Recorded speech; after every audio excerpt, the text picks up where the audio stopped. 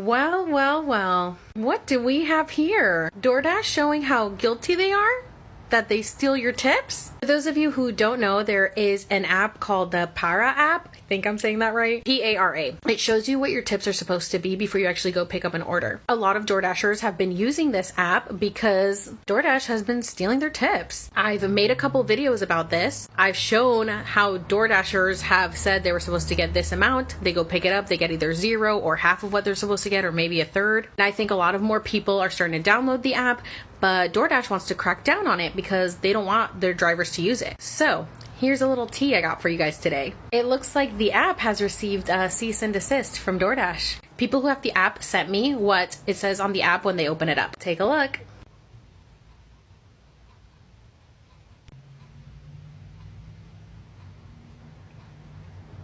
Now I wonder why DoorDash would be so scared about an app that just shows their drivers what tips they're supposed to be getting, unless they were stealing their tips. Now, here's another fun little twist of events that happened today as well. A DoorDash driver sent me this that they got in the email today.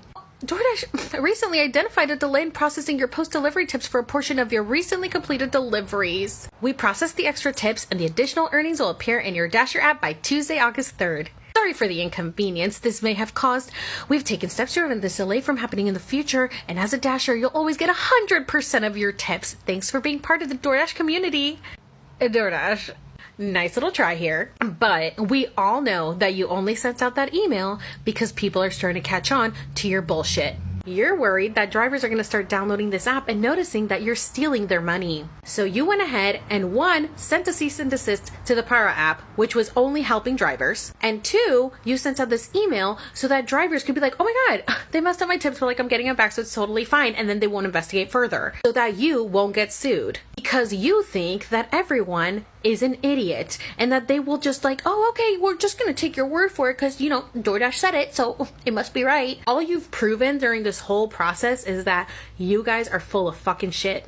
You guys don't give a shit about your drivers. You told everyone they would be independent contractors with a certain base pay, and all you do is you just keep dropping it and dropping it and dropping it. And the terms and regulations keep changing day to day, and eventually, I'm sure that if people deny too many orders, you'll deactivate their account for that too. You don't give a fuck that they have a family, kids to feed, bills to pay. And how cheap could you be to steal a few bucks off of a DoorDasher when your company is worth $56 billion?